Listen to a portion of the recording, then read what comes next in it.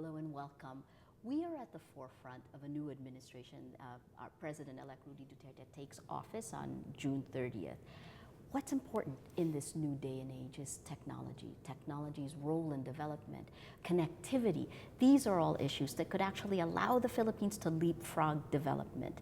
Critical to this is how we stay connected. And sitting with us today is Globe CEO Ernest Cu. Ernest, thanks so much for joining us. Thanks, Maria, and thanks for allowing me to speak to you today. No, I'm really excited. We've just had, about a month ago, the first social media elections. Many people basically say that's what happened and that this is the first social media president. Did anything surprise you about these elections? Not really, considering the demographic in the country, right? We are a country made up of very outspoken millennials. In our own business, we used social media as a main driver to build the demand for mobile internet, right? And so it's no surprise that social media played a huge role in this particular campaign. We have close to 50 million Facebook accounts in this country. The bloggers are important now, as important as news agencies or news outfits here in this market. So really wasn't a surprise. I think it was a very, very smart move, considering that the campaign that he ran also did not have the large funding. Correct. If you would of a traditional campaign. Right. And so just like ourselves, we move our advertising dollars away from traditional media into digital. And we've seen the effects of it, or the lack of an effect, if you would, right? And business kept growing, despite the fact that we've lowered our advertising dollars or pesos in newspapers and TV and moved them into digital. So it's not a surprise at all that it happened that way for me. How would you describe the mood in the Philippines today as we move into a new administration? There's always a sense of euphoria and expectation with a new administration, right? I think every president that we elected had that. So there's that honeymoon period of 6 months until people realize perhaps it's much harder than it really is. Yes. I think as a business person, I've learned to expect that,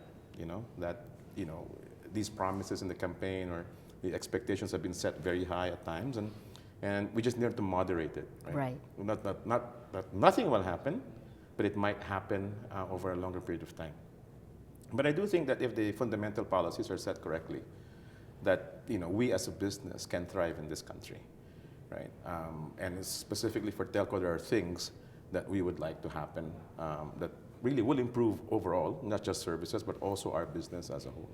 Let's talk about the role of technology and development. I mean, this is how I opened. How do you see technology helping leapfrog development? And I think the role of connectivity, the internet, high-speed connectivity, is just as important, right? Of a piece of infrastructure as you would say the power sector. Yes. Or the roads. It's a basic human right now. It is. I mean, it is. It's oxygen. It's frankly, if you think about it, for most youth, the members of the youth segment, Yes. it's above food, right? Right. They would rather have connectivity than food. But I do think it is really important because it could even alleviate some of the need for roads and infrastructure. Because video conferencing, Right. FaceTiming, if you would, maybe sometimes in the point would eliminate the need to travel, right? We use it ourselves here with lots of video conferencing between countries and between the provincial offices that we have. And I think connectivity extended to the far-flung areas of this nation, I think helps in true nation building as well, right? When people get access to information, Yes. it changes their lives. When people have connectivity, it changes their lives. It allows companies like us to offer them financial inclusion, for that matter. Yeah. With our e-money products or our loan products, as long as they can connect, they can borrow money. They can have information. Farmers, for instance, has long been held a good use case. Right. Right. Farm prices. Right. Prices of their goods. Right. They can no longer be, you would say, fooled. Right. By merchants on Right. what the true price of the product is, because Right. they can easily check it on the web, for that matter. Right. Even payroll, like on your mobile phone, you can actually get your payroll in areas that aren't so That's safe, right. And it's instantly, and given that the reach of the telcos today in terms of cash in and cash out points are very, very wide beyond bank branches and ATM networks, I think it's a very, very important way of transmitting money. Yeah, for the future. absolutely. But you're also at the forefront of dealing with a very empowered electorate and society today. And again, what we've seen with the social media push for President Duterte, President-elect Duterte, is also great anger. One of that anger is directed at the speeds, at the internet, at how slow our connectivity is. How do you deal with this, and what good news, if any, can you tell us? Well, we deal with it by constantly building, right? I mean, Well, there's first tell us, why is it so slow? well, I'd like to think about it and talk about it in two different ways. Okay. Let's talk about the fixed line networks first before the mobile, because it kind of is reflective or is one of the reasons why it affects mobile. Fixed line networks in this country were sort of not built out completely before the mobile companies came in, or the whole area was opened up to competition. There was that whole monopoly. Yes. If you recall, at least I recall, when I was growing up, it took 5 years or so to get a phone line. Right. And you almost like it became a family heirloom. Right? You had to bequeath it to your next of kin if you passed away. Yes. Because it was that valuable, right? And the services were subpar, the rest of the world, if you remember Yes. the party line concept. Right, right. Now, then mobile came in, right? So mobile came in, it became the de facto standard, right? There was no support on the landline side, everything's mobile. And so we had to build out a whole infrastructure with leaving behind the fixed line. Okay. Because that was the quickest way to get connectivity to most people. Right. And the most cost-effective way to get it to most people. That left us with an inferior fixed line network here in the Philippines. Got it. Therefore, when the internet came, everyone used mobile. And therefore, it clogged up all of our mobile lines, right? Now, the question becomes, why don't you build both? Right. Right? Well, we do, we try. But the Philippines, because of the way things evolved here, with SMS being the first product that ever took off in this country, didn't really require a lot of cell sites in the beginning. Today, if you look at our cell site count in the Philippines, we're around 15,000, which compared to Vietnam with maybe 55,000 and Thailand with 37,000, we under-index. Right. Singapore, if you look at, it's a city-state. Yeah. That's 3,200. Right. 3,200. For about 4 million people. Right, right, right. And the question becomes why? Really in the Philippines, probably with 7,200, 7,400 cell sites that Globe has, to deliver an SMS service, that's fine. But to move and leapfrog into mobile data, that's inadequate. We try to build out 1,000 per year, but we only get to 450. Because there's extreme difficulty in getting sites, Yeah. and even more pain getting the permits to do so. It averages us about 25 permits per cell site to build it. Wow. Right? So if you think about, 4 to 6 months to look for a location, negotiate the lease, Right. it'll take us double that at times to get a permit. And so if our goal is 1,000 cell sites per year, we probably build 45% of that completely. The rest has to fall into line. We call it hard to acquire sites, issues with local governments on permitting and so on and so forth. Versus other countries that can roll out because maybe the laws are different. I'm not really sure. But I do know that in some countries there's no permits required or minimal permits are So required. you're saying that there's also, it's the inefficiency of government that helped contribute to this? Is I that think correct? not on the national level, but on the local but at level. local level. Yeah. So There's- the President Aquino, on his way out, has signed a new law that's creating a Department of Information and Communications Yes. Technology. How will this help us? Will this help? What would you like to see happen there? Well, for one thing, I think it's long coming. I think we need that department because putting both transport and communications under one group may be too difficult a task. Right. Because we have severe issues in transport as well. Right, MRT, right. airport, Yeah. and so on. Infrastructure, all of these. Yeah. And so having a focused agency that looks at the needs of the industry, the needs of the country in terms of its communications infrastructure, I think is very much warranted, right? Perhaps they can help us from an executive level, lobby for the laws that are needed to actually expand broadband in this country and make it world class, right? Because really, if you think about the telcos today, and I speak for the industry, we are growing, certainly Globe is. We have a decent profit margin. A lot of it goes to build, right? So we need to build that margin. Therefore, why would we not want to build facilities when people have an insatiable need for our services, right? In fact, prior to the San Miguel acquisition, we were challenged with capacity at Globe because, we neither had the spectrum nor the capability to build cell sites out as fast as we wanted, right? In order to satisfy, Demand. the demand. Globe today has about, in industry-wise, 70% of all data revenues are Globe, mobile data certainly, right? We have 50% of our subscriber base on smartphones. Can you imagine what happens if they go to 90%? Yeah. With smartphone prices being the way they are, Yes. it's inevitable it'll get there. And if we can't build the sites that are needed to support that need or that demand, things will start to really slow down and fall down. Because remember, as I said, in this country, there is no fixed line. Right. So therefore, even in homes, the wireless infrastructure is being Is used the one. for internet. I see. Typically, if you look at the United States, right? Yeah. They have fiber or fast, high-speed copper DSL into their homes. When they come home, they switch to the Wi-Fi network on their homes, Right. leaving the mobile network Free. Yeah. For mobility, Right. which is what it's designed for. Right. But in this country, because of the absence of the fixed line infrastructure, we are forced to use even mobility and wireless technologies to deliver broadband to the homes. How much of your focus now is on building the fixed versus the mobile? We are now have committed ourselves in 2016 to start building out the infrastructure. We have ceased deploying copper. Okay. We are now all Fiber. into fiber deployment. We have also committed ourselves to refurbishing a lot of the existing copper infrastructure. You just can't yank it out, it's too much money. But what our goal is to enable the copper that we have on the ground or on the poles to be able to deliver speeds of up to 100 Mbps, right? Which is today is adequate, but I am sure in the next 5 years will be slow again, Yeah.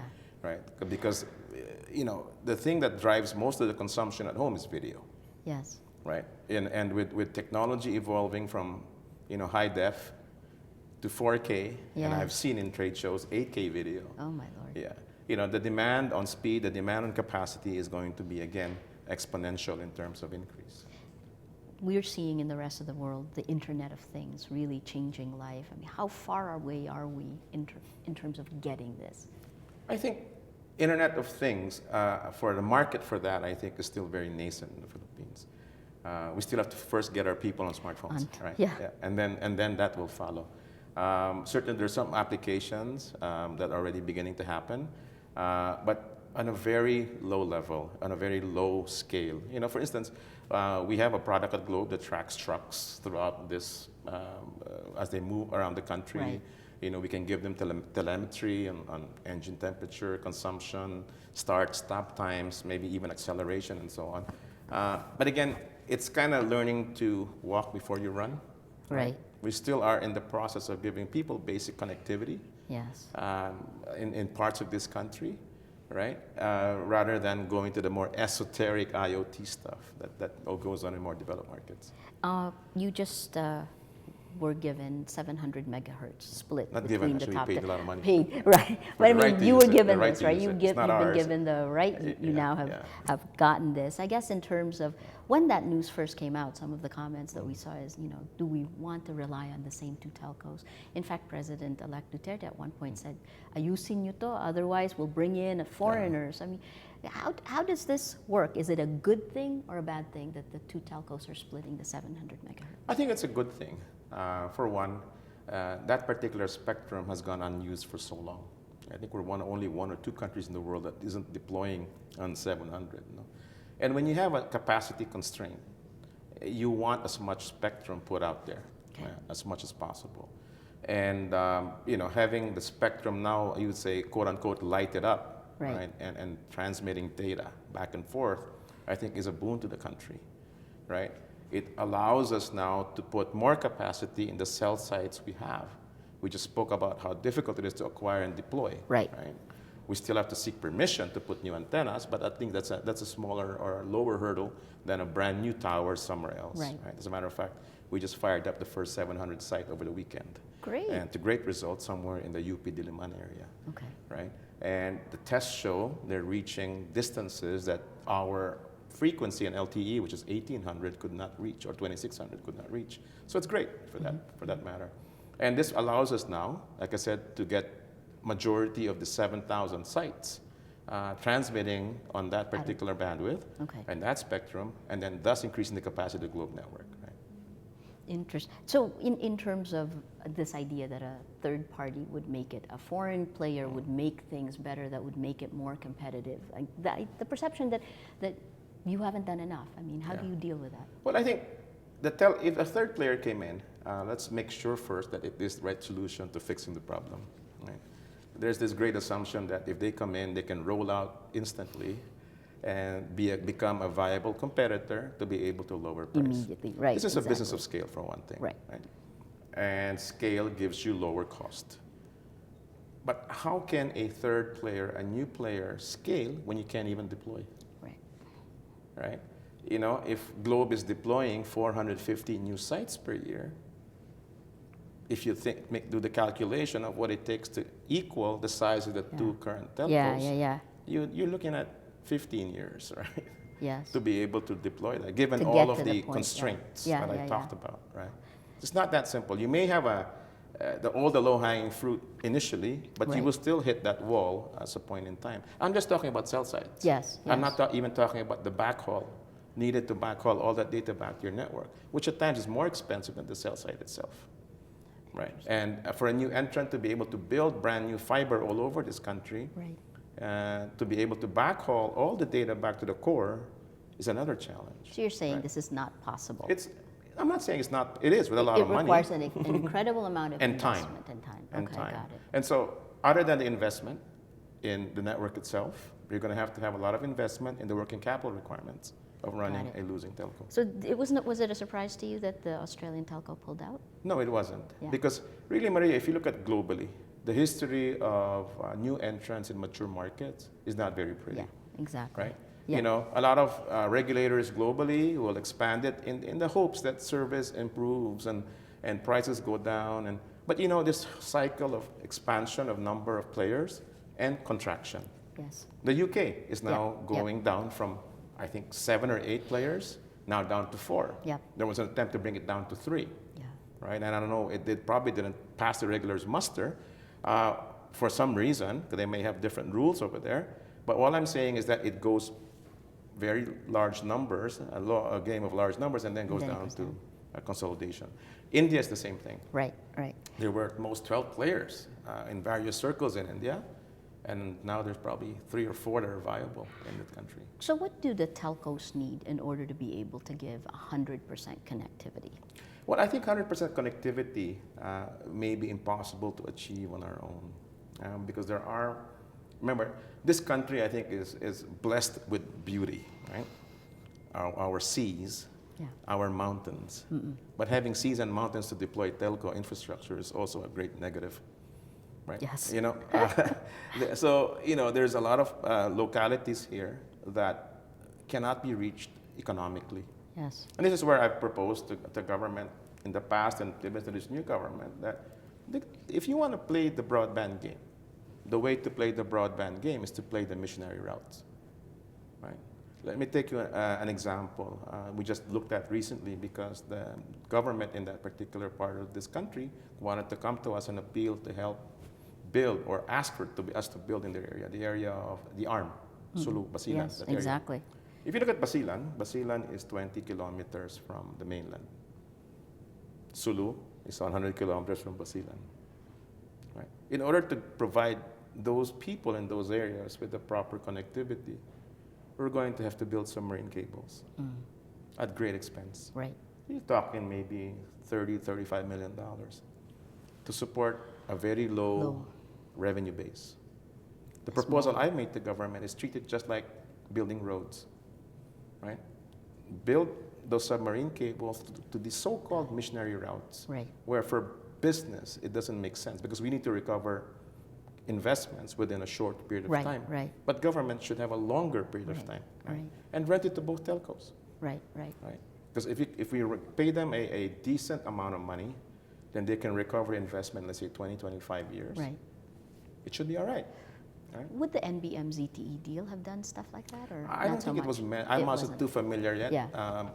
with that particular deal. This was a deal that was pushed out because of corruption issues, Yes, right? And we're yes. But I familiar. don't think it was designed that way. Okay. That was designed, I think, for building another loop around the country, which I think is unnecessary given that there are 5 national loops that go Already around here. the country today. I see. So it didn't address this It problem. would be of- redundant to yeah, that. got All it, I'm got it. saying is there's a lot of areas today in the Philippines, schools for that matter, Yes, where absolutely. there really doesn't make any sense for the telcos to supply. Yeah. From a business but, point of but view. it's necessary. It's And necessary, this could be. right. But in other countries, government has actually taken the Yes, backbone, right? yes. The government has been involved in building out platforms for fiber Yeah. and then rented them back to So they the recover their operating telcos. investment, Yes. tax- And also it makes sense for us, we don't have to spend the capex, right? Are you in talks with the incoming government? Well, we on mentioned it situations like this? certainly as a suggestion. If there was one way to impact connectivity in this country positively. The second, Maria, would be allow us a bit more, you would say, free rein to deploy the sites that are needed. Allow us a bit less red tape, Right. you know, to roll out the fiber infrastructure that we need. Right. A good example of this, and I applaud Yes. the City of Manila actually, was a recent project we did in Binondo. People ask us, why did you put in Binondo? Yeah. Well, we proposed a project. We thought in a place that was of high income, because Binondo Yeah. is of high Business, net worth, yes. high income, a great mix of residences and businesses, all in a very dense place.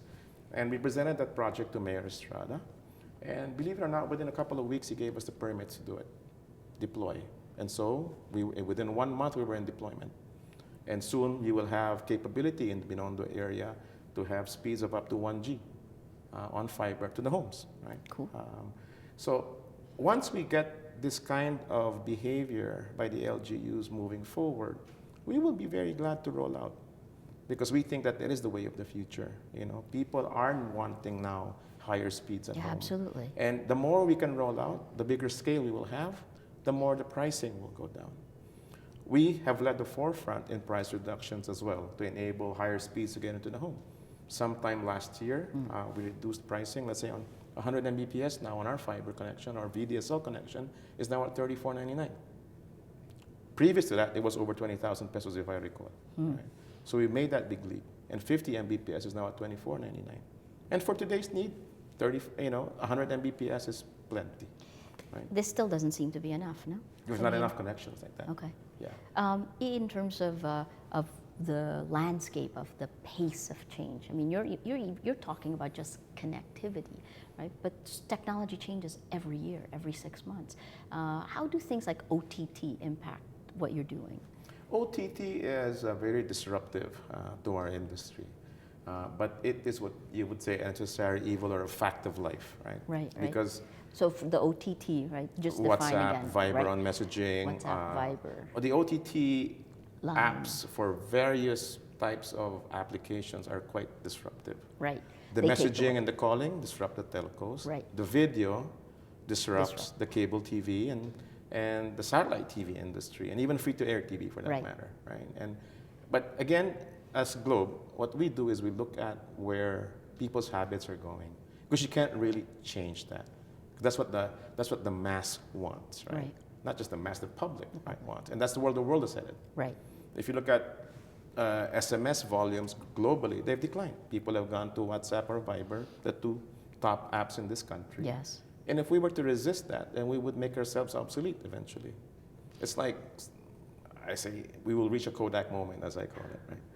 Where interesting. people have, at that company resisted the move to digital for Yes, the they longest did. time and stuck with the film, saying, with all of its pluses. But they became obsolete after a while. Yeah. We don't want to become that. It's like a You $30 want to keep billion, pace yeah. with what these habits are. For Globe, 5 years ago, we called it right. Yeah. We said people were going to move to smartphones. So we better build a network and a persona that is relevant to the smartphone user. And we did, right? And so we are where we are today. We think the same thing is going to happen with people at home. I think viewing habits have already shifted, for that matter, in video. Yes. People want prime time anytime. Yeah. They want it when they want it, not when it's scheduled, right? Given a traffic situation, if you, let's just say, for example, you were following a TV series that shows that every day on Wednesday at 9 o'clock or 8 o'clock, maybe make it earlier. How are you assured you're going to get home? Yeah. And if you miss that series once, you've blown the whole thing, typically. I'd watch it on my mobile phone. I hope it's legal with not Yeah, I know. torrent, but I know. yeah. So, So I'm saying is that the millennials have shifted. right. They're on their tablets, they're on demand, they're on streaming services. And again, developed markets are a crystal ball to this whole thing. This habit called cord cutting is now more prevalent in the US, right, than in emerging markets, but we expect it to come.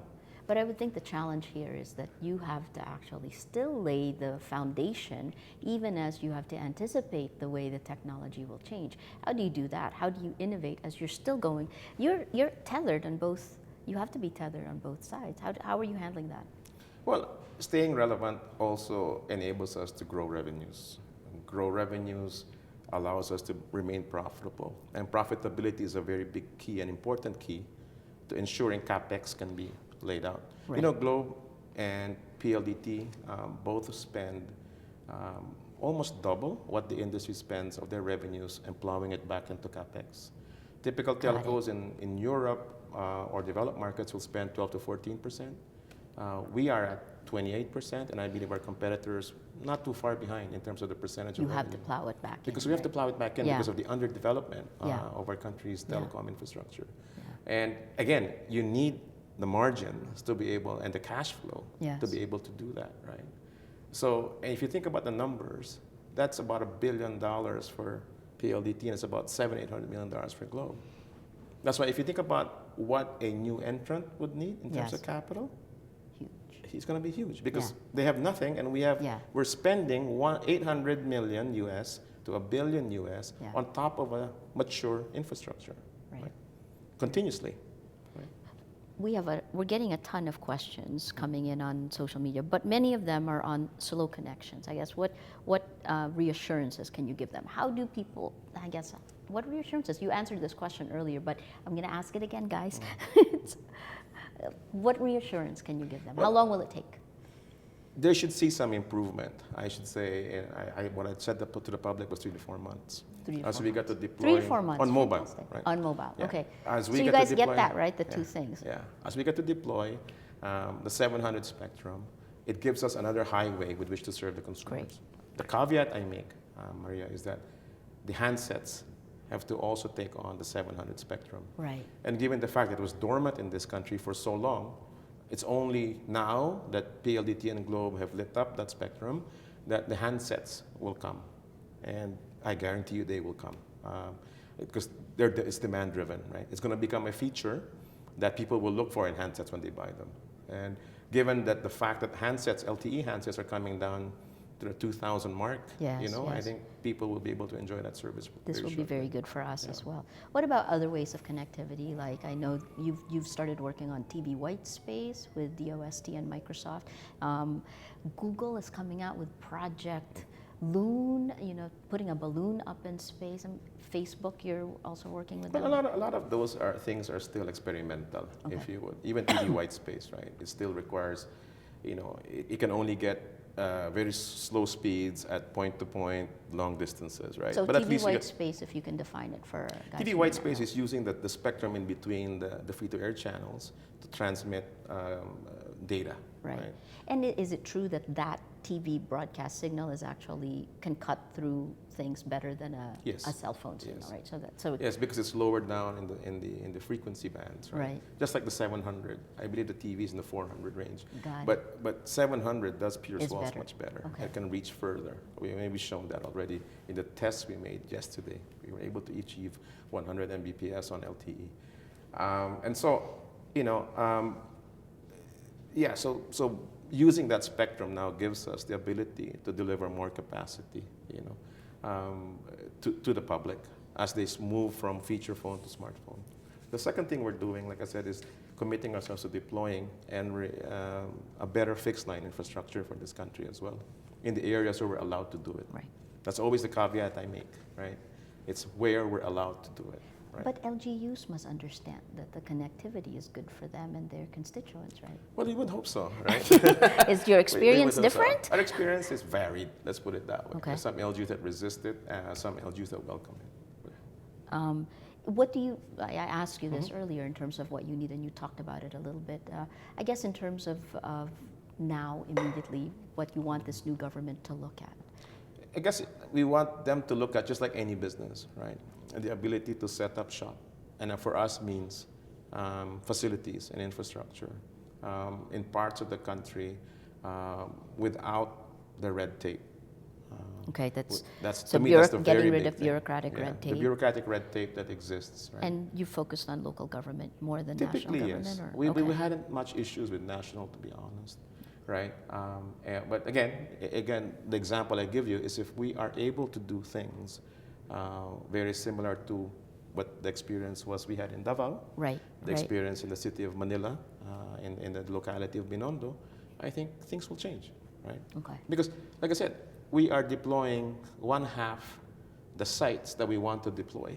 Right. And I am sure for our competitor it's no different because we deal with the same type of governments or LGUs in the country. You also talked about in the last mile the government taking more of a role in doing it, actually rolling out the infrastructure like Vietnam did, for example, right? Vietnam has grown so fast, I mean, in internet. What kind of, when you mentioned this to the incoming administration, were they open to it? Is this something, will we see something in DICT that will take care I'm of this? hopeful that they will. They seemed quite receptive to the idea. And how can you argue with that particular logic, right? Yeah. Because why would you build something that's already built when there's still incremental areas that we can reach with fiber? And fiber is the lifeblood today of data. Yep. Because fiber it reaches much further, and it's almost infinite capacity. Yes. As the electronics get upgraded, right? Used to be 1G, 10G, 100G. Now we're building a submarine cable into Davao that's 400G capable, right? So it's going to be there, right? But again, of course, you got to get that capacity into the cities. Yes. And that's where the bottleneck tends to happen. So we're not even getting into, after connectivity goes in, the kind of exponential growth that could happen in society, in businesses. A good example is the BPO industry, because I was a pioneer in that industry, having entered it in 1999. STI, SPI. Right? SPI. And one of the things that helped us a lot when we came into this country as a customer of the telcos was that the pricing kept going down every year because telcos did build to the companies and to the PEZA zones, right? There was always redundant communication. We had Globe, we had PLDT, serving the BPO industry. Right. And the pricing was always lesser than India at that time in the 90s, right? And so it allowed us to actually expand the business. So that's one example of technology assisting growth of a particular industry. Right. Until today, that industry is now one of our top employers in this country, with over 1 million now working in that. We overtook India as the call centers. Yep. So other things like last year, I guess we saw $1 billion go into startups, VCs going into Indonesia, our neighbor, and yet here in the Philippines, not as much. Partly because so much of the startup scene is internet driven. Yes. I don't think the startup scene has been limited by connectivity here. Okay. Because we are involved in that. We saw the gap about 3-4 years ago, and we decided to fill in some of that gap that exists in funding. Right? Okay. But without funding, the ideas don't come here, right? We created a company called Kickstart Ventures, which is a incubator, now VC, to help in nurturing would-be entrepreneurs and helping them grow into true internet entrepreneurs that can raise Series A, Series B money. But I was actually thinking more of the consumer base isn't there if we can't get to them. The same way, like in Rappler, if I can't get fast to them on their mobile phone, then it's not as good as if we were in, say, Singapore. But yeah, what we've got, I think, in Globe, certainly 25 million consumers with the smartphone. I think that's big enough a market. Yes. That they can get very decent mobile speeds already, right? Yeah. If not, the Lazadas and the Zaloras would not be existing. You wouldn't be in existence today Because you Yes. stream everything that you do, and We do. it works well in our network, right? I hope you're watching it closely. I think more on the startups. I'd like to say it's the ideas.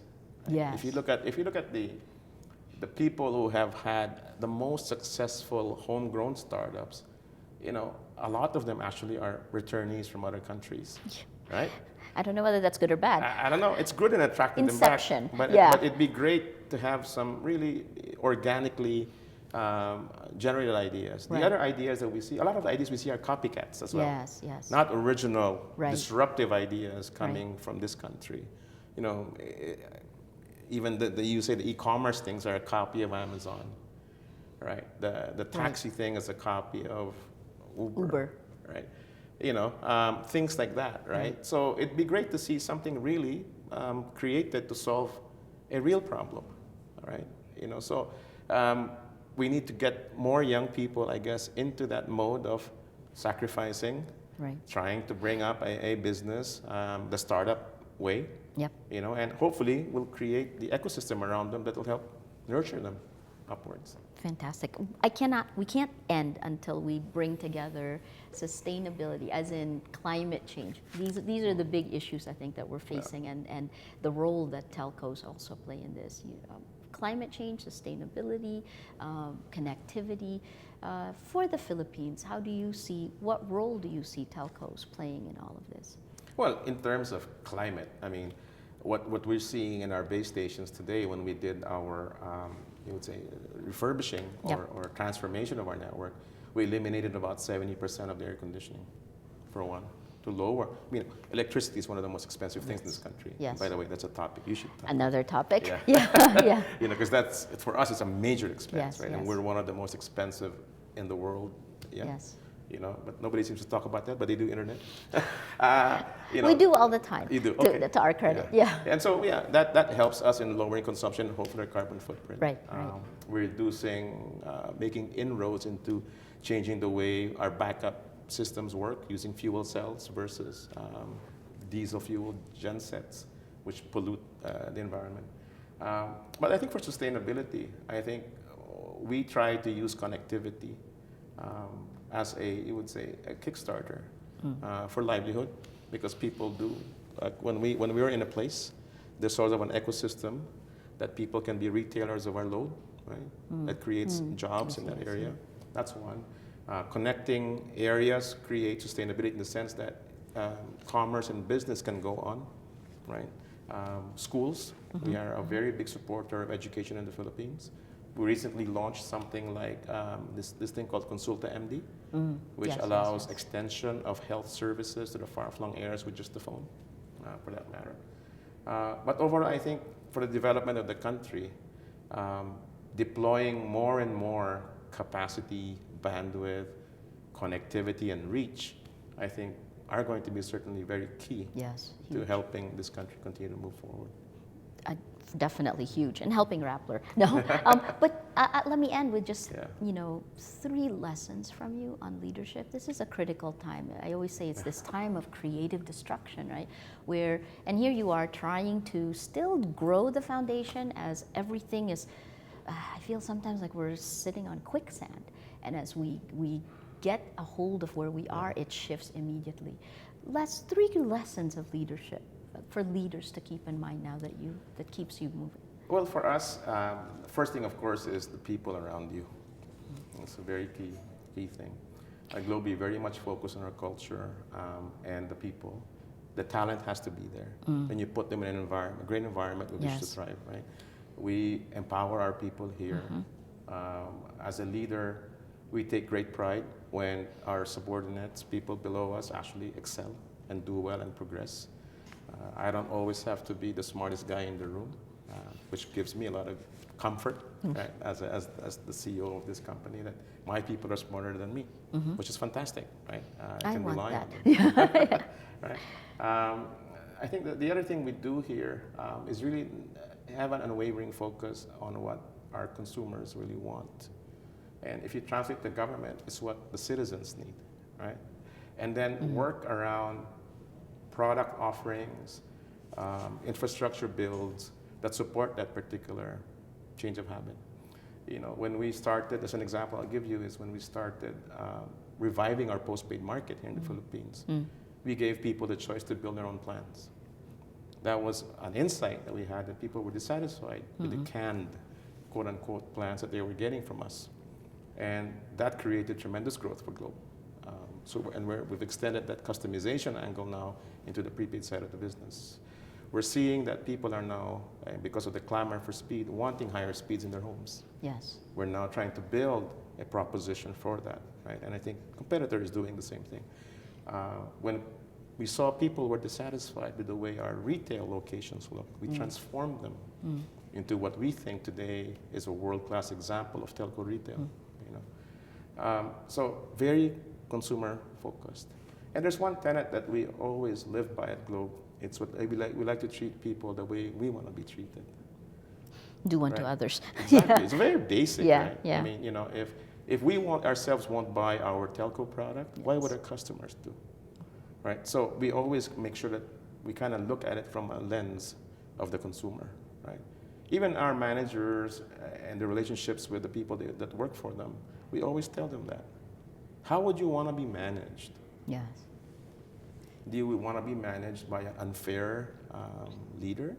Or do you want someone who understands your needs and helps nurture you, trains you, empowers you, right?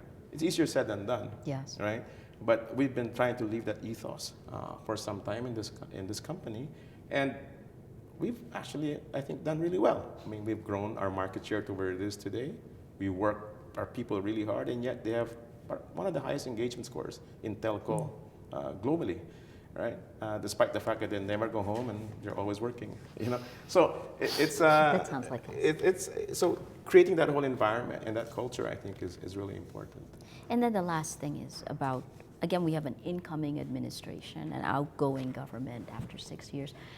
If you were to wave a magic wand and have one thing, you talked about getting rid of red tape, you talked about, as you're putting up cell sites. One thing, wave a magic wand, what would change instantly that would make your life significantly better? I think the political will to truly roll out infrastructure. That is it, despite all the hurdles. I mean, we've heard issues where tollways are late because right of way can't be had. Yep. It's very similar to ours, right? Yep. But why? Yes. You're the government. Yes, right? exactly. You need, I think the airport tollways were delayed because of that by a year, right? That's so important because getting to the airport is such a crapshoot today, right? Right. Either you're too early or you're too late because you don't know what traffic's going to be. Yeah, that's one, I think. So infra, I think, is the easiest and quickest way or surest way of trickle down. The trickle down effect that people can get to work. They have jobs, but they can't get to work. How frustrating is that? Yeah, you have businessmen that want to come here, they can't get here because planes are delayed. Right. You got people who want to use the internet and companies that want to deploy them, but we can't roll them out. So if the government can somehow wave that magic wand and say all the barriers are gone for infrastructure builds of all sorts, roads, airports, connectivity, then I think we've got a better shot at sustaining whatever growth that we've had. Because frankly, we've done pretty well. Fantastic. But we need to sustain it moving forward. Right. And I did remember one last thing. I'm interviewing President Aquino tomorrow. So the top victory and the worst failure of this administration. I think the top victory is setting the right tone. He set the right tone for governance and lack of corruption, and he did something about it. Right. I think it was fantastic. It created this feeling of confidence in the government. That if you look at his government, even in the early days where he just started, things started moving up already, even more than what they did with this current administration. So I applaud really for that. The thing that the failure would be maybe quicker decisions, right? Yeah. You know what we need, let's just make it happen. We know we need a new airport, let's build it. Right. We know we need more roads, let's build it. Again, easier said than done. But being government, there probably are ways, right? I'm not in government and I don't want to be in government. I probably will not survive in government. But I think there should be a way. Just like in companies, we try to find ways. That's what we're paid to do, right? We have to make do with what CapEx budgets we have. Government should make should make do and build something with the laws that they have, right? That's what governments are for, you know. So that way, everybody feels the effects. Certainly for us, during the Aquino administration, things have gone really well. But let's make sure it trickles down to the people below, you know, as minute as, or as maybe to us it's maybe minor, but to some people it's major. The commutes, Yes, for instance, absolutely. it's been, you know, it's been horrible, right? For the people that certainly work for us, Right. You know, we hear it all the time. Which goes back to infrastructure. right. Fantastic. Thank you. Ernest, thanks so much for your time. For you guys, the conversation can continue. You know, you're on the chain. Please go ahead if there are any questions. This is something we're interested in. We're going to continue going back to look at technology, internet, and how it helps our lives. I'm Maria Ressa. Thank you for joining us.